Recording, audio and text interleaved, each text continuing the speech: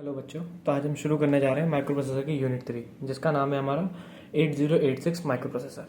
सबसे पहले हम ये देखेंगे माइक्रो प्रोसेसर हमारा वर्क कैसे करता है।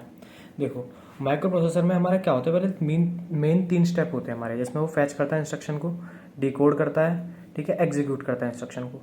अब जब वो इंस्ट्रक्शन हमारी फैच कर रहा होता है तो हमारी सिस्टम बेस उसमें क्या होती है, बिजी होती है, ठीक है। वो फैचिंग के टाइम पे जो हमारी सिस्टम बस का वो यूज़ कर रहा होता है, और यहीं जब वो डिकोड कर रहा होता है इंस्ट्रक्शन को, तो हमारी सिस्टम डिकोड और एग्जीक्यूट कर रहा होता है, तो हमारी सिस्टम बस जो होती है वो आइडल रहती है हमेशा, ठीक है। ये देखो, मैंने एक सीक्वेंशियल फ्रेज बना के दिखाया है आपको इसी में। वो हमारी सिस्टम बस का क्या होता है, जैसे कि जब हमारा फैचिंग हो रही है, यहाँ पे हमारी सिस्टम बस यूज़ में होगी, यहाँ पे डिकोडिंग हो रही है और एग्जीक्यूशन हो रहा है।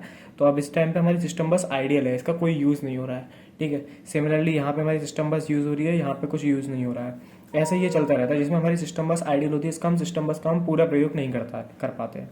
तो इसको हमें कम करने के लिए हमने बनाया था pipeline structure of 8086 micro processor. ये हमारा पाइपलाइन स्ट्रक्चर है, जो आप आगे पढ़ेंगे। अभी मेन स्ट्रक्चर जो आएगा वो आगे है, आर्किटेक्चर स्ट्रक्चर, उसमें आपको पाइपलाइन भी दिखाएंगे हम, ठीक है। तो इसमें हम क्या करते हैं, पहले वो उसको दो पार्ट में माइक्रो प्रोसेसर को दो पार्ट में डिवाइड करते हैं। पहले तो BUI और एग्जीक्यूशन, और BUI को और एग्जीक्यूशन को हम थ्रू इंस्ट्रक्शन पाइपलाइन के थ्रू जोड़ते हैं। इसके अंदर हमारा 6 बिट का डाटा आता है, ठीक है। एग्जीक्यूशन यूनिट और बस इंटरफेस यूनिट, ठीक है। और ये हमारी बस इंटरफेस यूनिट सिस्टम बस से कनेक्टेड होती है। अब ये क्या होगा, ये दोनों जो है ना एसिंक्रोनसली वर्क करेंगे। जैसे कि अभी मैंने ये बताया था आपको, फैच वाला काम और डिकोड एग्जीक्यूट का काम। अब क्या होगा, जो होगा हमारा अलग अलग काम करेंगे। अब हम जैसे इधर फैचिंग कर रहे हैं, इस टाइम पे जो हमारी वो आइडियल थी सिस्टम बस, वो आइडियल नहीं रहेगी, वो फैचिंग करने लग जाएगी दूसरी इंस्ट्रक्शन का तुरंत, ठीक है। अब देखो, BIU का काम क्या होता है, ये क्या करती है, इंस्ट्रक्शन को फैच करती है, रीड करती है, उनसे ऑपरेशन परफॉर्म करती है, ठीक है। कैलकुलेट करती है address from the memory operation, ठीक है। फीड करती है पाइपलाइन को विद 6 बाइट ऑफ इंस्ट्रक्शन। ये क्या करेगी, जो हमारा इंस्ट्रक्शन है फैच करेगी, रीड करेगी ऑपरेशन को, कैलकुलेट करेगी एड्रेस को मेमोरी ऑपरेशन से, ठीक है, और पाइपलाइन के अंदर 6 बाइट का डाटा डालेगी, ठीक है, जो जाएगा एग्जीक्यूशन यूनिट में। मतलब यहाँ पे क्या होगा, डाटा का एग्जीक्यूशन परफॉर्म हो जाएगा, ठीक है। डिकोडिंग होगी और इसमें एग्जीक्यूशन होगा। अब यही मैंने अभी आपको सिक्वेंशियल फ्रेज बनाया था ऊपर, ये वो है सिक्वेंशियल फ्रेज, ठीक है।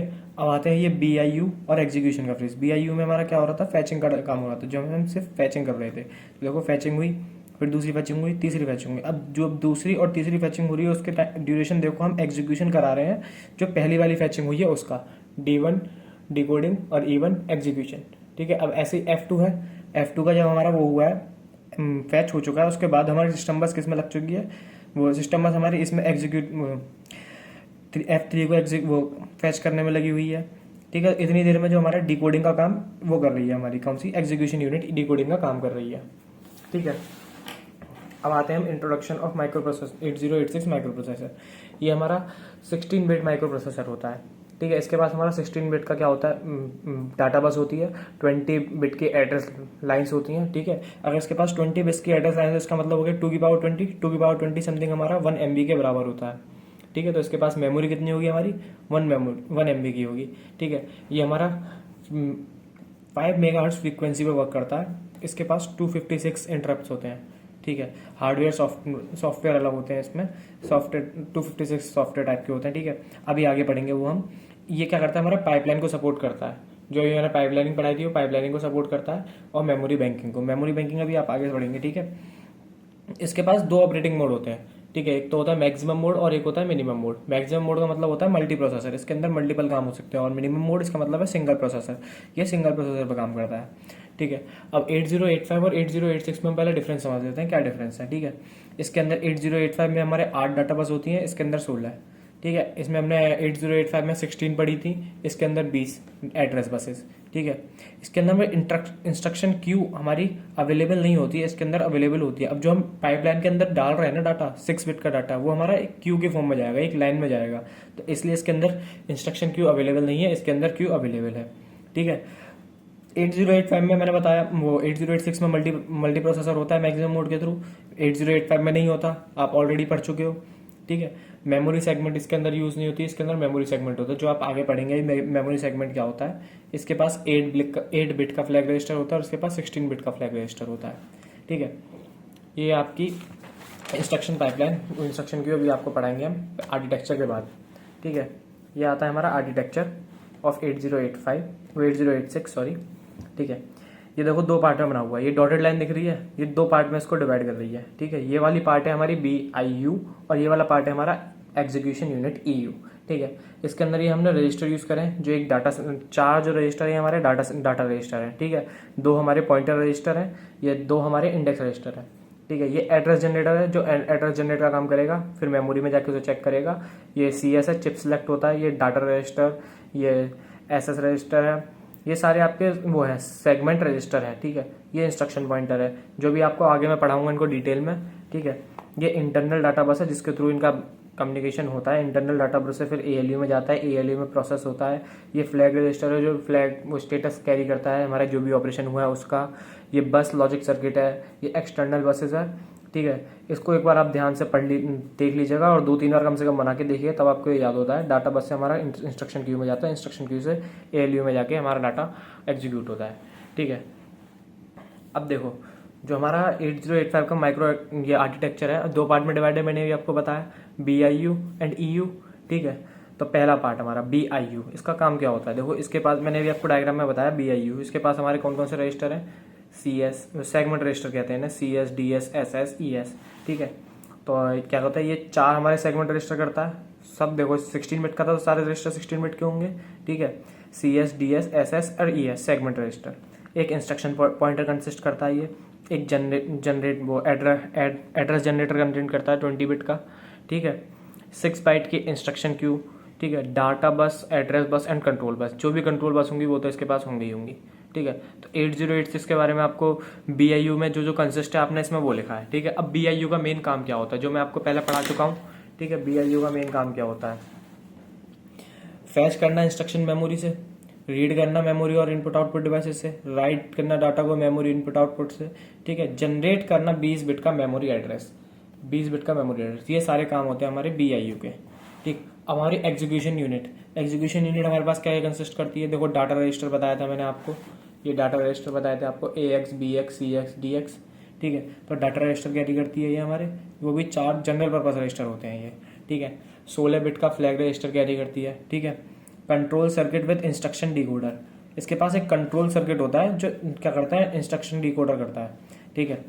और इसके पास पॉइंटर होता है हमारा जो कि SP BP अभी आपने देखा है डायग्राम में, इंडेक्स होता है SI DI रजिस्टर होते हैं, ये 16 बिट के होते हैं सारे। इसके पास ALU भी है और एक सिस्टम बस भी है, ये इंटरनल बस दिख रही है, ये आपको सिस्टम बस ही होती है, ठीक है। EU का काम क्या होता है, अभी आपने पीछे पढ़ा था, EU का काम क्या होता है, एग्जीक्यूशन करना, ठीक है। तो इट टेल्स BIU, ये BIU को बताती है डेट फ्रॉम वेयर कोड और data has to be fetch, कहाँ से डाटा हमारा फैच हुआ है और कहाँ होना है, ठीक है। और ये उसमें क्या करती है, डिकोड करती है इंस्ट्रक्शन को एंड एग्जीक्यूशन परफॉर्म करती है, ठीक है। अब इसके बाद आते हैं हमारे इंस्ट्रक्शन क्यू पाइपलाइन पे। इंस्ट्रक्शन क्यू पाइपलाइन क्या है हमारा, देखो ये क्या करती है, prefetch 6 byte of instruction, ये पहले ही फैच हुई 6 बाइट, वो जो क्यू के अंदर डाटा होता है 6 बाइट का उसको फैच करती है। The instruction are sent out on a FIFO basic, जो हमारे इंस्ट्रक्शन है वो फीफो बेसिक पर जाती है। इसके अंदर हमारा किसके बेसिस पर जाएगी, इंस्ट्रक्शन क्यू के अंदर फीफो बेसिस पे, फर्स्ट इन फर्स्ट आउट, जो आपने पढ़ रखा होगा हमने DS में, फीफो क्या होता है, क्यू क्या होती है, ठीक है। अब इसमें क्या होता है, time for फैचिंग is saved, time जिस टाइम पे हम फैच कर रहे हैं डाटा को हमारा इसमें सेव्ड रहता है, ठीक है। अब आते हैं हम इसमें आगे। अब देखो मैंने यहाँ से रजिस्टर ऑर्गेनाइजेशन स्टार्ट कर दिया और ये अगर आप इसको एज इट क्वेश्चन में आ जाता है आपको रजिस्टर ऑर्गेनाइजेशन एक्सप्लेन करना, तो आपको यहाँ से सारे रजिस्टर्स के बारे में एक्सप्लेन करना है। अगर पेपर में आता है 8086 आर्किटेक्चर को एक्सप्लेन करना, तो आपको ये BIU एग्जीक्यूशन, फिर उसके बाद जनरल पर्पज रजिस्टर, जितने भी सारे रजिस्टर इसमें यूज हुए हैं, ALU फ्लैग, जो जो आपने इसमें डिवाइस यूज किया है, जो डायग्राम में जो जो आपको चीजें दिख रही हैं वो आपको इसके अंदर शो करनी है और वहाँ पे लिख के आना है पेपर में, ठीक है। तो अब हम पहले करते हैं रजिस्टर ऑर्गेनाइजेशन। पहला मेरा general purpose register organisation AX, ये मैंने आपको डाटा रजिस्टर में पढ़ाया था AX, ठीक है। ये दो पार्ट से बना होता है हमारा, AH और AL। ये हमारा 8 बिट का होता है, ये 8 बिट का होता है। तो हमारा ये कितने बिट का बनता है, 16 बिट का। A से नाम समझ लो एक्यूमुलेटर रजिस्टर होता है ये, ठीक है। ये क्या करता है, prefer register to use an arithmetic logical and data transfer instruction. ये हमारा रजिस्टर किया जाता है अर्थमेटिक और डाटा ट्रांसफर के, arithmetic logical and data transfer की जो इंस्ट्रक्शन होती है ना, उनको प्रेफर करने के लिए यूज किया जाता है। Must be used as a multiplication and division register, इसमें हम क्या करते हैं, मल्टीप्लिकेशन और डिवीजन के लिए हम इसको यूज करते हैं, ठीक है, डाटा स्टोर करने के लिए। Default register for input output related operation, ये हमेशा डिफॉल्ट रहता है, इनपुट आउटपुट जो भी रिलेटेड ऑपरेशन आते हैं उनके लिए। ठीक है, अब बी एक्स जो मैंने आपको ए एक्स के जस्ट बाद बताया था, बी एक्स रजिस्टर, ठीक है, ये भी हमारा बी एच और बी एल से बना है। सारे रजिस्टर हमारे बी एच बी एल और बी सी डी जितने भी आपने जनरल पर्पस रजिस्टर पढ़े हैं, जो सेगमेंट वो डाटा रजिस्टर है, वो सारे 2 पार्ट से बनते हैं। ये भी 8 बिट का, ये भी 8 बिट का, तब बना रहा है हमारा 16 बिट का। ठीक है, इसको क्या कहते हैं, इसका क्या काम है, ये हमारा ऑफसेट एड्रेस को होल्ड करता है, एड्रेसिंग मोड में। एड्रेसिंग मोड आप अभी आगे पढ़ेंगे, उसके अंदर हमारा एक ऑफसेट एड्रेस होता है जो हमारा क्या करता है, ऑफसेट एड्रेस हमें हेल्प करता है हमारे फिजिकल एड्रेस को फाइंड करने के लिए, जो हमारा रियल एड्रेस है उसको फाइंड करने के लिए। ठीक है, तो ये हमारा बी एक्स करेगा, ऑफसेट एड्रेस को होल्ड करेगा। सी एक्स का काम क्या है, ये होता है हमारा काउंट रजिस्टर। ठीक है, ये भी हमारा सी एच और सी एल से बना होता है। ठीक है, ये क्या करता है, काउंट करता है in case of string and loop instruction. अगर हम स्ट्रिंग और लूप का जो यूज कर रहे हैं ना, तो उसमें स्ट्रिंग की काउंट जो करेगा, ये काउंटर का काम करेगा, काउंटर रजिस्टर का काम करेगा। लूपिंग जितनी बार भी आकर हुई है उसका सारा काम कौन करेगा, हमारा सी एस रजिस्टर करेगा। अब आता है डी एक्स, जो होता है हमारा डी एच और डी एल से बनता है। ठीक है, ये होता है हमारा डाटा रजिस्टर। ठीक है, ये मल्टीप्लीकेशन एंड डिवीजन ऑपरेशन के लिए यूज होता है। हमारा ए एक्स भी यूज होता है, ये भी यूज होता है। ठीक है, but it used input output operation if more than 16 bits are there. अगर 16 बिट्स से ज्यादा का हमारा होता है तो डी एक्स हमारा यूज होता है। ठीक है, अब आते हैं सेगमेंट रजिस्टर, जो हमने बी आई यू में सारे रजिस्टर पढ़े हैं, वो होते हैं हमारे सेगमेंट रजिस्टर। ये सारे C S, D S, S S, E S. ठीक है, सी एस पहला था हमारा सी एस, वो से हम कहते हैं कोड सेगमेंट। ये किस लिए होता है, it is used to address a memory location in a code segment. जो हमारी इसको हम यूज करते हैं, जो हमारा एड्रेस होता है ना मेमोरी लोकेशन में, कोड सेगमेंट में of a memory where the execution program are store. ये हमें बताता है कहाँ पे हमारा प्रोग्राम जो है एग्जीक्यूशन हो रहा है वो स्टोर्ड है। ठीक है, अब आते हैं डाटा सेगमेंट में। डाटा सेगमेंट डीएस रजिस्टर कहते हैं इसे। It is a pointer, it's point the data segment portion of a memory where general data is store. Data segment हमारा पोर्शन बताता है मेमोरी का जहाँ पे हमारा डाटा क्या है, स्टोर्ड है, जनरल डाटा हमारा स्टोर्ड है। ठीक है, अब आता है हमारा एक्स्ट्रा सेगमेंट ई एस। ठीक है, the register provide address of a memory location present in a extra segment. जो रजिस्टर है वो हमें प्रोवाइड करता है एड्रेस मेमोरी लोकेशन का, कहाँ पे, present in the extra segment of the memory. Extra memory के एक्स्ट्रा सेगमेंट में जो है वहां का। ठीक है, the extra segment memory contain general data. ये क्या करती है, हमारा जनरल डाटा कंटेन करती है। ठीक है, अब आता है हमारा स्टैक सेगमेंट एस एस। ये क्या होता है, the register is used to a point a memory location in a stack segment of a memory. ठीक है, ये रजिस्टर हमारा क्या होता है, पॉइंट करता है मेमोरी लोकेशन को स्टैक की फॉर्म में। ठीक है, which hold the data related to the subroutine. जो डाटा को होल्ड करता है related to subroutine. Subroutine का भी आप कॉन्सेप्ट पढ़ेंगे आगे। ठीक है, अब आता है हमारा पॉइंटर रजिस्टर, जो हमने इसमें यूज करा है। ये सारे हमारे स्टैक ऑर्गेनाइजेशन, वो रजिस्टर ऑर्गेनाइजेशन चल रहा है। ठीक है, बीपी कौन सा होता है, हमारा बेस पॉइंटर। ठीक है, it contain offset address of a stack segment. ये क्या करता है, ऑफसेट एड्रेस वो करता है उसमें स्टैक सेगमेंट के लिए। स्टैक सेगमेंट का जो ऑफसेट एड्रेस होता है वो ये कंटेन करता है। ठीक है, BP can also hold offset address for the other segment. ये और अदर सेगमेंट्स के भी, सारे जितने भी सेगमेंट्स होते हैं उनके लिए भी ऑफसेट एड्रेस स्टोर कर सकता है। ठीक है, stack pointer, it allow contain offset address of a stack segment memory area. Stack pointer अपने लिए भी ऑफसेट, वो स्टैक सेगमेंट का जो ऑफसेट एड्रेस होता है उसको स्टोर करने के लिए भी ये यूज होता है। अब आते हैं हमारा इंडेक्स रजिस्टर। बेसिकली इन दोनों पॉइंट बीपी और एसपी का मोस्टली सेम वर्क होता है। ठीक है, अब आते हैं हम index register.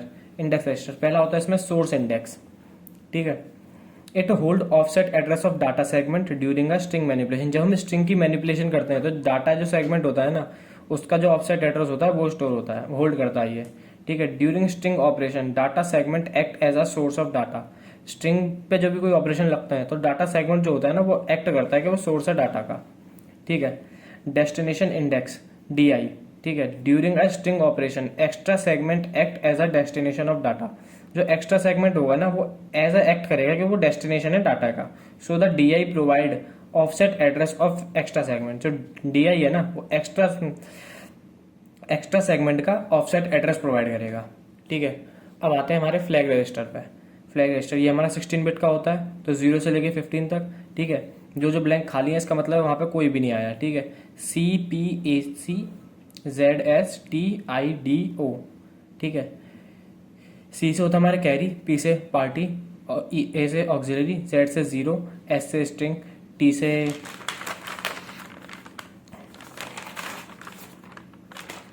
Sign, trap, interrupt, overflow और डायरेक्शन। ठीक है, अब आप इन सारे फ्लैग्स के बारे में पढ़ेंगे। पहला होता है हमारा कैरी फ्लैग, जिसकी अगर देखो इसमें कैरी की वैल्यू 1 आई है तो इसका मतलब कैरी जनरेट हो रहा है, सी की वैल्यू 1 है तो। दूसरा हमारा पार्टी फ्लैग, अगर पी की वैल्यू 1 है तो इसमें जितने भी 1 आएंगे ना हमारे लोअर बाइट में वो सारे हमारे इवन होंगे। ठीक है, आते हैं हमारे ऑक्सिलरी फ्लैग। ऑक्सिलरी फ्लैग, इसमें अगर ऑक्सिलरी की वैल्यू वो एसी की वैल्यू 1 है तो इसका मतलब क्या होगा, जो लोअर निब्बल्स होती है ना D3 टू D4 उनके अंदर क्या होगा, कैरी आ जाता है, और या फिर वो बोरो कर लेती है लोअर निब्बल से D4 टू D3।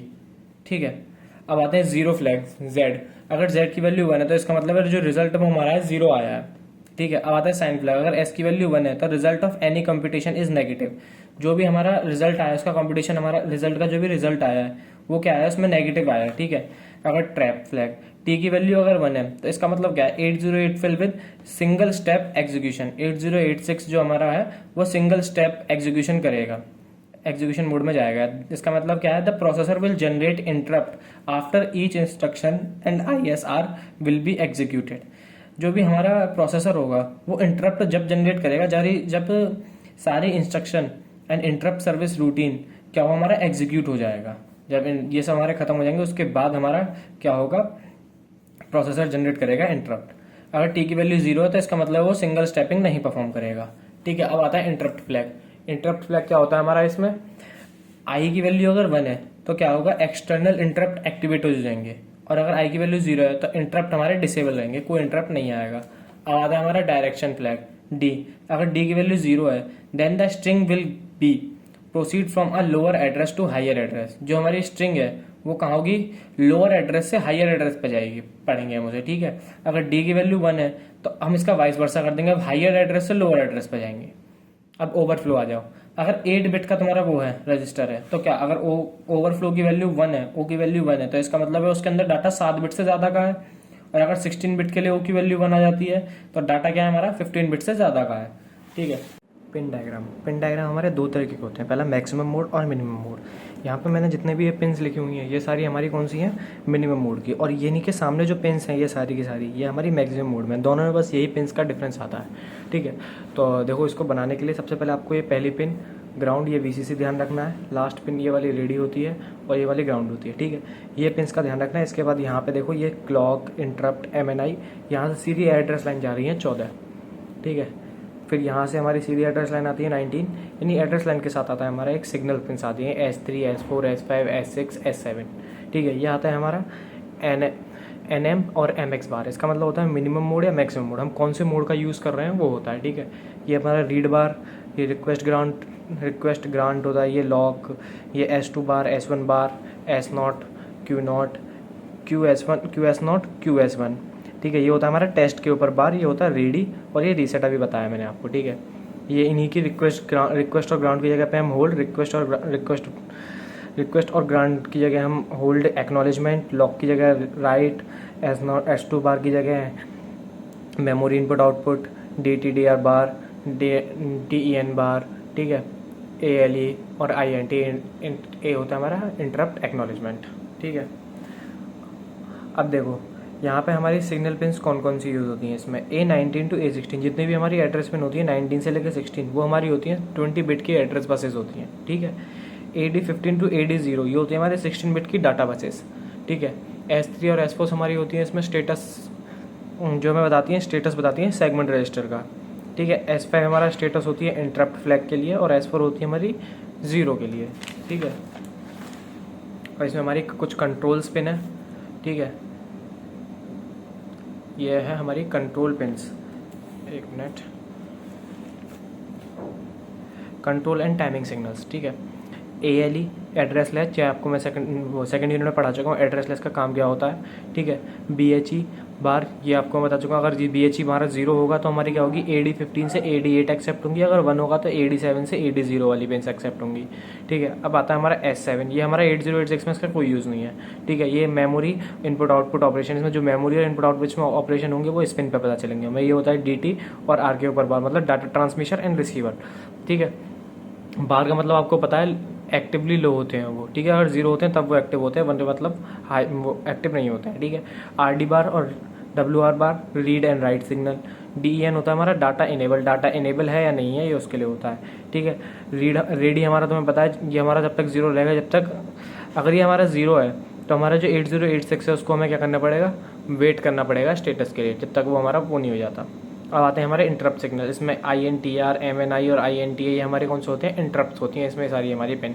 ये इंटरप्ट के बारे में आप जानती हैं अभी, और आपको फर्दर 8086 में कौन कौन से इंटरप्ट यूज़ होते हैं वो मैं आगे भी आपको पढ़ाऊंगा, ठीक है। अब आते हैं हमारे इसमें मैक्सिमम मोड्स में कौन कौन सी पिन हो जाती है। मैक्सिमम मोड में हमने QS1 और QS0 पढ़ा था, ये हमारी क्यू बताती है स्टेटस का। अब जो हमारा स्टेट वो होता है पाइपलाइनिंग, उसके अंदर हम वो 6 बिट की क्यू डालते हैं ना, वो यही स्टेटस बताती है। उसके अंदर हमें क्या करना है, अगर 0 है तो नो ऑपरेशन, 0 1 है तो हमें फर्स्ट बाइट का ऑप कोड निकालना है फ्रॉम द क्यू से। अगर 1 0 है तो हमारी क्यू एम्प्टी है, और 1 1 है subsequential byte from the queue, subsequential byte होगी हमारी क्यू से। अभी हमारी S2 S1 S0 आ जाती है। इसमें फंक्शंस बताते हैं हम कौन कौन से फंक्शंस होंगे, एक बार इनको आप गो थ्रू कर लीजिएगा, ठीक है। अगर 0 0 0 होता है तो इंटरप्ट एक्नॉलेजमेंट चलेगा हमारा, 0 0 1 होता है तो हमारा इनपुट आउटपुट रीड चलेगा, अगर 0 1 0 होता है तो इनपुट आउटपुट राइट काम करेगा हमारा, 0 1 1 होता है तो हमारा हॉल्ट करेगा प्रोग्राम, अगर 1 0 0 होता है तो ऑप कोड फैच होगा, अगर 1 0 1 होता है तो मेमोरी रीड करेगा, 1 1 0 होता है तो हमारा मेमोरी राइट करेगा, और 1 1 1 होता है तो पैसिव होगा। देखो बस ये याद कर लेना, ये तो आपको बनाने आते होंगे। 4 0 4 1 2 0 2 1 2 0 2 1 1 0 1 1 1 0 1 1 1 0 1 1 1 0 1 1, ठीक है। अब आता है हमारा लॉक। लॉक हमारा क्या काम करता है, लॉक जो हमारी इसमें पिन होती है, जब भी हम कोई इंस्ट्रक्शन जो हमारी लॉक हो जाती है ना, इसका मतलब ये होता है लॉक हमारा क्या करता है, एग्जीक्यूट, कोई भी प्रोग्राम जो हमारा एग्जीक्यूट होता है तो जो हमारी सिस्टम बस को है ना वो लॉक कर देता है कि कोई भी दूसरा कोई आए वो हमारा कोई भी सिस्टम बस के लिए एक्सेस ना ले पाए, ना सिस्टम बस हमारी यूज़ कर पाए। अब आता है हमारा मेमोरी सेगमेंट। मेमोरी सेगमेंट क्या होता है, 8086 जो है ना हमारा कंप्लीटली फिजिकल मेमोरी होता है 1 MB का। इसको हम डिवाइड करते हैं लॉजिकल सेगमेंट्स के अंदर, ठीक है, लॉजिकल सेगमेंट्स के अंदर, ठीक है। ईच सेगमेंट का क्या होता है, 64 KB के साइज के होते हैं सारे के सारे segment, and is address by one of the segment register, जो कि इसका क्या होता है 64 के होते हैं इनका सारा का साइज, और जो एड्रेस होता है इनका हर एक सेगमेंट के रजिस्टर से इनका एड्रेस आता है, ठीक है। To address a specific location we need 16 bit offset address. To इनका हमें एड्रेस स्पेसिफाई करने के लिए हमें 16 बिट का ऑफसेट एड्रेस चाहिए होता है, ठीक है। अब आते हैं हमारे एडवांटेज ऑफ मेमोरी सेगमेंट। हमें मेमोरी सेगमेंट करने से एडवांटेज क्या होगा, ये क्या, इससे देखो क्या होगा, जो हम एक्सेस करते हैं ना 1 MB की memory even through offset address, वो हमारी ईजी हो जाएगी, ठीक है। 1 MB के थ्रू हम एक्सेस कर पाएंगे, ठीक है। और इससे हमें क्या कहते हैं, ये हमें इम्प्रूव करेगा कि हमारा जो एग्जीक्यूशन है उसकी स्पीड बढ़ जाए, ठीक है। जो हमारी कैपेबिलिटी है मल्टीटास्किंग की, मल्टी प्रोग्रामिंग की, वो हमारी इंप्रूव कर देखो, क्योंकि सेगमेंट का मतलब होता है छोटे छोटे पार्टों में डिवाइड कर देना। और वो छोटे छोटे पार्टों में डिवाइड हो जाएगा तो क्या होगा, छोटे छोटे पार्टों में डिवाइड होगा तो छोटा छोटा काम जो हमारा निकल के आएगा वो जल्दी जल्दी एग्जीक्यूट हो पाएगा, ठीक है। It facilitate use to spread memory area and program data and stack each segment has to be on offset address. ये हमें बताता है कि जो हमारा सेपरेट मेमोरी एरिया है ना प्रोग्राम और डाटा का, प्रोग्राम डाटा एंड स्टैक का, सभी सेगमेंट का, उनके पास उनका खुद का एक ऑफसेट एड्रेस होता है, ठीक है। ये हमें ये बताता है। अब हम इसके बाद आते हैं एड्रेसिंग मोड पे।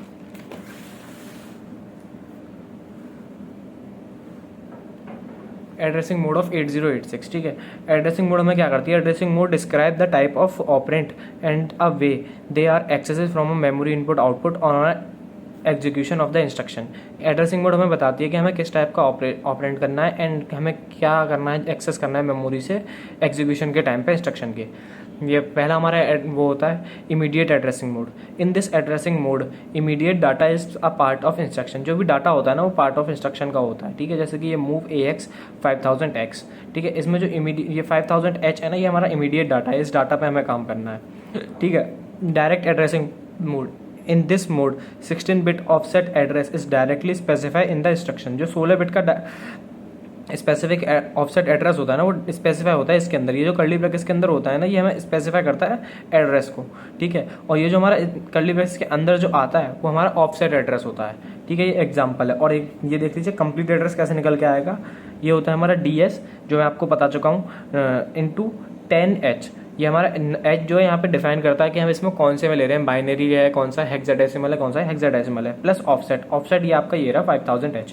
इनको ऐड कर दोगे तो आपका कंप्लीट एड्रेस निकल के आएगा जहाँ पे हमें हमारा मिलेगा, ठीक है। अब हमारा थर्ड आता है हमारा register mode, register addressing mode.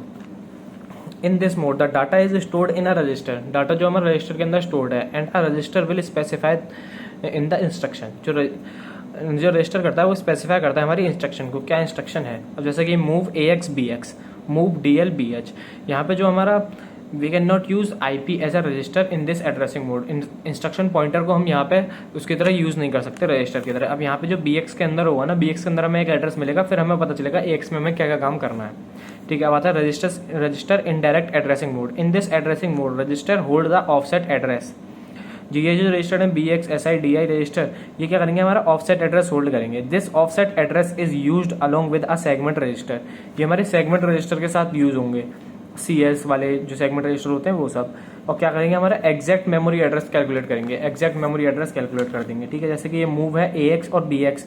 ठीक है, अब इसका हमारा मेन एड्रेस कैसे निकलेगा, ये मेरा DS जो मैं आपको आगे बताया था इनटू ये BX के अंदर जो भी हमारा एड्रेस होगा उसका मल्टीप्लाई कर देंगे हम। ठीक है, H/10 जो हमारा मेन एड्रेस हो जाएगा वो निकल के आ जाएगा मेमोरी एड्रेस। ठीक है, अब आता है हमारा fifth index addressing mode. In this mode offset address is allow stored in a index register, जो हमारा ऑफसेट एड्रेस है ना वो इंडेक्स रजिस्टर के अंदर स्टोर होता है, जैसे कि SI और DI, इन दो में ही ज़्यादातर यूज होगा। अब ये मूव AX और SI, ये SI जो है ना इसके अंदर हमारा ऑफसेट एड्रेस निकलेगा, जिसके थ्रू हम AX पे ऑपरेशन परफॉर्म करेंगे। ठीक है, अब आता है हमारा base addressing mode, register relative, इसको हम रजिस्टर रिलेटिव भी कहते हैं। ठीक है, इन this mode the address of data is formed bye a adding 8 और 16 bit displacement with the pointer register. इस मोड के अंदर क्या होता है, जो एड्रेस होता है ना डाटा का, वो हमें मिलता है हमें ऐड करने से 8 या 16 बिट का जो डिस्प्लेसमेंट हमारा पॉइंटर रजिस्टर के थ्रू होता है ना, उसको ऐड करने से हमें मिलता है हमारा डाटा। जैसे कि ये AX 50 BX, अब ये BX जो हमारा वो है रजिस्टर है, इसके अंदर ही हमारा 50 हमारा पॉइंटर हो गया, इनको ऐड करके हमारा डाटा वो मिलेगा मेन एड्रेस। ठीक है, अब आते हैं हमारा base index addressing mode, based index addressing mode. In this mode the effective address is found by adding the content of base, जो बेस का कंटेंट होता है उसको, बेस रजिस्टर का जो कंटेंट होता है उसको ऐड करने से हमें वो मिल जाता है with the content of index register, index register के साथ। अब देखो मूव AX BX SI, यहाँ पे क्या हो रहा है, इन दोनों के हम ऐड कर देंगे, ये बेस रजिस्टर है और ये इंडेक्स रजिस्टर है, इन दोनों को अगर हम ऐड कर देंगे तो हमारा क्या होगा, हमारा मेन एड्रेस निकल के आएगा। ठीक है, इसके बाद हमारा ये टॉपिक है लास्ट एड्रेसिंग मोड है हमारा register based index addressing mode. In this mode the 20 bit address of memory is formed by adding, 20 bit का इसमें फॉर्म्ड होता है बाय 8 और 16 bit displacement with sum of base register और a index register. इनको और इस एड्रेस को ऐड कर दोगे तो हमारा क्या बनेगा, जो हमारा नया एड्रेस निकल के आएगा वो हमारा जो होगा relative base index addressing mode. ठीक है, अब इसके बाद हमारा अगला टॉपिक आता है इंस्ट्रक्शन ऑफ 8086 माइक्रो प्रोसेसर। इसमें हमारी देखो पहला होता है हमारा डाटा ट्रांसफर इंस्ट्रक्शन, जो इसके अंदर ज़्यादातर हमारे 20,000 इंस्ट्रक्शंस होती हैं, बट इसके अंदर हमारा कुछ भी कॉपी पेस्ट हम करते नहीं है माइक्रो प्रोसेसर के अंदर। ठीक है, तो हमारा पहला आता है data transfer instruction. Data transfer instruction हमारी कौन सी होती है, ये आपको दिख रहा है, move push pop push A pop A. Move का मतलब होता है copy a byte and word from a specific source to a specific destination. ठीक है, मूव हमारा कॉपी करती है एक बाइट ऑफ डाटा को from specific source to specific destination. Push का काम क्या होता है, push the specific word to the top of the stack, वो स्टैक के टॉप में डाल देता है एक डाटा को। पॉप का काम होता है the word from a top of stack to the specific location. Pop क्या करता है, जो हमारा वर्ड है वो क्या करता है, वो जो भी टॉप में होता है उसको निकाल देता है, डिलीट कर देता है। ठीक है, पुश ए वो रजिस्टर के ऑल द रजिस्टर को सारे रजिस्टर्स को स्टैक के अंदर डाल देता है। पॉप ए क्या करता है, pop the word from stack to all register, word को सारे स्टैक से निकाल देता है। आता है अगला है हमारा arithmetic instruction. Arithmetic instruction add, ADC, AAA, DAA, SUB, SBB, DE, MUL। Add का मतलब आपको पता है जो स्पेसिफिक वो एडिशन करे। ADC क्या होता है, जिसमें हम कैरी का एडिशन लगाएं। AA क्या होता है, ये S का ही वो होती है, S का ही वैल्यू होती है जो एडजस्ट करती है आफ्टर एडिशन। एडिशन के बाद जो एडजस्टमेंट करती है वो AAA करती है। ठीक है, DAA ये क्या करता है, decimal adjust after addition. Decimal को जो एडजस्ट करती है वो DAA करती है। सब SUB आपको पता है सब्सट्रैक्शन। SBB जो क्या करता है, सब्ट्रैक्ट विद बोरो, जो बोरो के साथ सब्ट्रैक्शन करे वो होता है हमारा SBB। ठीक है, DEC इसका मतलब है डिक्रीमेंट, जो डिक्रीमेंट करे 1 by 1। MUL मल्टीप्लिकेशन करे।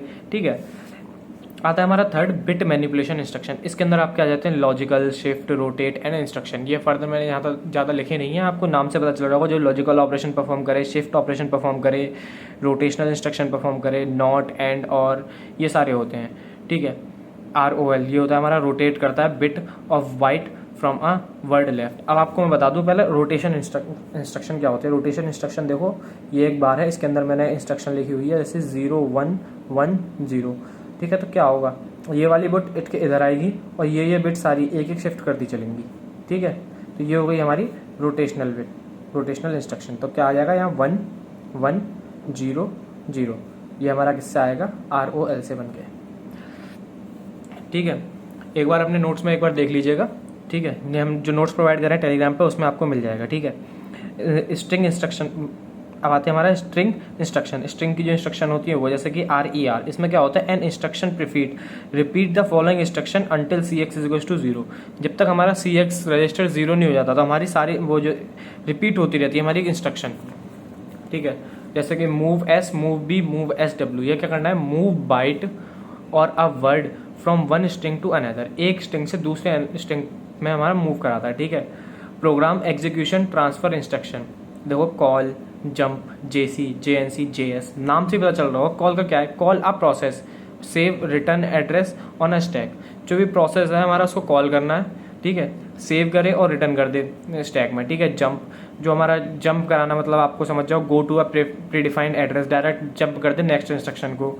JC, jump if carry flag is 1, अगर CF की वैल्यू 1 है, कैरी फ्लैग C की वैल्यू 1 है तो जंप कर जाए सीधे। ठीक, JNC, अगर कैरी की वैल्यू 0 है तो वो तब जंप करता है। JS, अगर साइन फ्लैग की वैल्यू 1 है तब जंप कर जाए।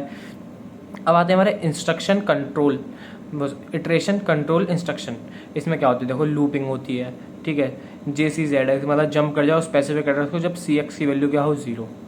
ठीक, अगर CX की वैल्यू 0 हो तो लूपिंग कर दो। ठीक है, आप अपने आप एग्जाम्पल बना सकते हैं, एक बार उनको बस रीड करने की नीड है। ठीक है, अब आता है हमारा interrupt instruction. Interrupt instruction INTO। ठीक है, इसमें क्या होता है, interrupt program execution call service provider.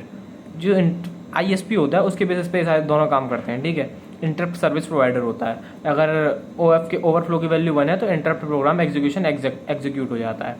ठीक है, अब आते हैं हमारा high level language interface instruction, leave, enter. ये जो हमारे होते हैं हाई लेवल लैंग्वेज होती है इंटरफेस इंस्ट्रक्शन की। थोड़ी राइटिंग को इग्नोर मारिएगा। ठीक है, थोड़ा जल्दी जल्दी का काम है ये। प्रोसीजर कंट्रोल इंस्ट्रक्शन देखो, STC और CLC, ये करता है set carry flag CF to 1, carry flag को 1 सेट करता है और इसको क्या करता है, क्लियर करता है कैरी फ्लैग को 0 के लिए। CLC का काम यह है। अब नो ऑपरेशन NOP, इसमें क्या होता है, कोई भी execution, no action except fetch और डिकोड, कोई भी एक्शन नहीं होगा फैच और डिकोड के अलावा। अब आते हैं हमारे अगले लास्ट टॉपिक के ऊपर जो है हमारा इंटरप्ट। इंटरप्ट क्या है, it is a method to break a sequence of operation और अ प्रोग्राम। जो भी हम प्रोग्राम एग्जीक्यूट करते हैं उसको ब्रेक कर देता है, हमारे काम में रुकावट डाल देना, उसको कहते हैं हम interrupt. When a microprocessor executing a program and interrupt break a normal operation execution of program, bracket में लिखा है जो, मतलब इसका मतलब है माइक्रो प्रोसेसर जब भी हमारा एग्जीक्यूट करता है एक प्रोग्राम को, ठीक है, एंड इंटरप्ट, जो इंटरप्ट है ब्रेक करता है नॉर्मल ऑपरेशन को ब्रेक कर देता है और डाइवर्टेड एग्जीक्यूशन, जो डाइवर्ट कर देता है उसकी एग्जीक्यूशन को कि सम अदर प्रोग्राम, किसी और प्रोग्राम पे करे, जिसको हम कहते हैं इंटरप्ट सर्विस रूटीन। जो इंटरप्ट सर्विस रूटीन होता है वो ये काम करता है। ठीक है, 2 तरीके के इंटरप्ट होते हैं, हार्डवेयर और सॉफ्टवेयर। ठीक है, ध्यान रखिएगा 8086 में 2 तरीके के हैं और 8085 में आपको मैंने 3 टाइप में बताया है। ठीक है, hardware, software, non maskable, maskable, vector, non vectored, उसमें क्योंकि वो तीनों तरीके के इंटरप्ट यूज हुए हैं। इसमें आपके 2 हैं, हार्डवेयर और सॉफ्टवेयर। हार्डवेयर के 2 पार्ट आते हैं, maskable interrupt, non maskable interrupt. ठीक है, सॉफ्टवेयर यहाँ हमारे 256 इंटरप्ट होते हैं सॉफ्टवेयर यहाँ पे। अब आता है हमारा हार्डवेयर इंटरप्ट। इसमें क्या होता है, जो भी हमारे एक्सटर्नल डिवाइसेस के थ्रू हमारे इंटरप्ट जनरेट होते हैं वो होते हैं हमारे हार्डवेयर इंटरप्ट। अब 8086 में हमारी 2 इंटरप्ट पिन है, INTR और NMI। यही हमारी हार्डवेयर पिन्स होती हैं, जो पिन के थ्रू हमारा हार्डवेयर वो इंटरप्ट जनरेट हो उसे हम भी कहते हैं हार्डवेयर इंटरप्ट। ठीक है, hardware interrupt are use to handle external hardware devices. जो एक्सटर्नल हार्डवेयर डिवाइसेज होते हैं उनको हैंडल करने के लिए हमारा हार्डवेयर पिन्स होता है। ठीक है, इसमें मैंने अभी आपको बताया था दो टाइप के, मास्केबल और नॉन मास्केबल, ठीक है। तो अब इसका पहला टाइप होता है नॉन मास्केबल। नॉन मास्केबल का मतलब इसके ऊपर मास्क नहीं लगा होता, मतलब इसको हम कंट्रोल नहीं कर सकते हैं, ठीक है। ये इंटरप्ट कभी हिडन नहीं होता है, ठीक है। अब इसमें हमारा जो NMI पिन मैंने आपको बताई थी हार्डवेयर में, ये वाली जो पिन होती है वो हमारी नॉन मास्केबल इंटरप्ट होती है, ठीक है। ये बहुत ही ज़्यादा हाई प्रायोरिटी का इंटरप्ट होता है। जो भी इसका काम होता है, ये इस इंटरप्ट को हम इग्नोर नहीं कर सकते हैं। इस इंटरप्ट का काम हमें सबसे पहले ख़त्म करना होता है, ठीक है। इसमें हमारा अगला आता है हमारा मास्केबल इंटरप्ट। मास्केबल इंटरप्ट जो INTR पिन होती है ना, वो हमारी नॉन मास्केबल इंटरप्ट जनरेट करती है।